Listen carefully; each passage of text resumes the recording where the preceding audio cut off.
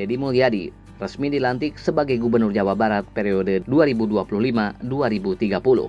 Politikus yang dikenal dengan kepeduliannya terhadap budaya Sunda ini kembali mengukir pencapaian baru setelah melalui perjalanan panjang dalam dunia pemerintahan.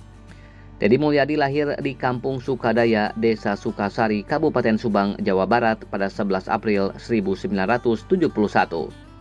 Ia menyelesaikan pendidikan sarjana hukum di Sekolah Tinggi Hukum Purnawarman, Purwakarta pada tahun 1999. Karir politiknya dimulai saat ia menjabat sebagai Ketua Umum Himpunan Mahasiswa Islam atau HMI Cabang Purwakarta pada 1994.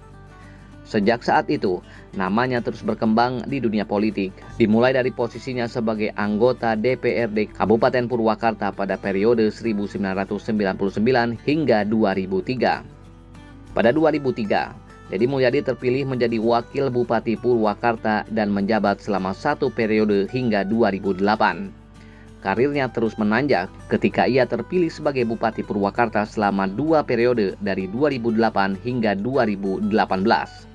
Selama menjabat, Deddy dikenal dengan kebijakan yang mengangkat kearifan lokal dan budaya Sunda.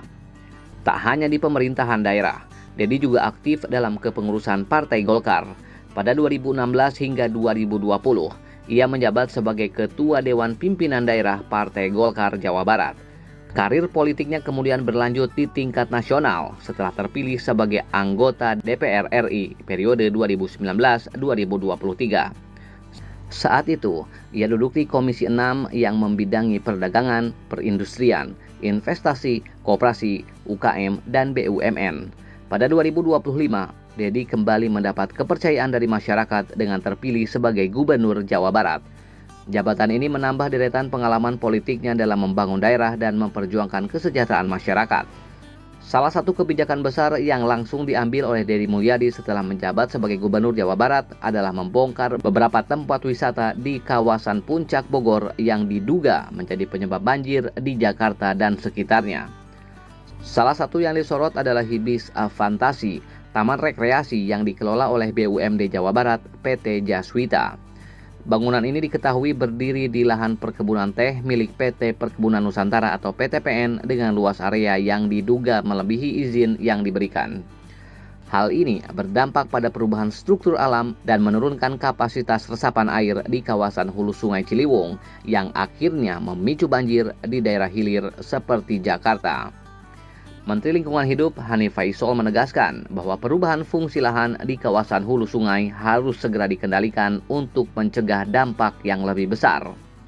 Sebagai respons, Deddy Mulyadi langsung menginstruksikan penyegelan dan pembongkaran Hibis Fantasi serta beberapa tempat wisata lain yang diduga melanggar aturan alih fungsi lahan.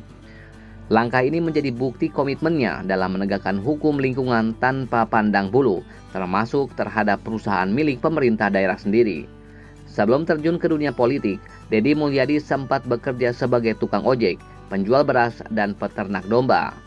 Pengalaman ini membuatnya memahami secara langsung kondisi masyarakat kecil, yang kemudian berpengaruh terhadap kebijakan-kebijakan pro-rakyat yang diusungnya. Selain itu, Deddy juga dikenal sebagai pemimpin yang dekat dengan budaya Sunda. Dalam kepemimpinannya, ia kerap mengangkat kearifan lokal sebagai bagian dari kebijakan pembangunan.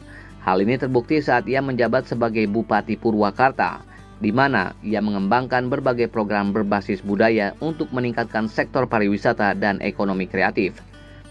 Sebagai Gubernur Jawa Barat, Deddy Mulyadi dihadapkan pada berbagai tantangan, mulai dari peningkatan kesejahteraan masyarakat, pembangunan infrastruktur, hingga penguatan ekonomi daerah pasca pandemi. Salah satu fokus utamanya adalah memperkuat sektor UMKM dan ekonomi berbasis kearifan lokal agar lebih berdaya saing.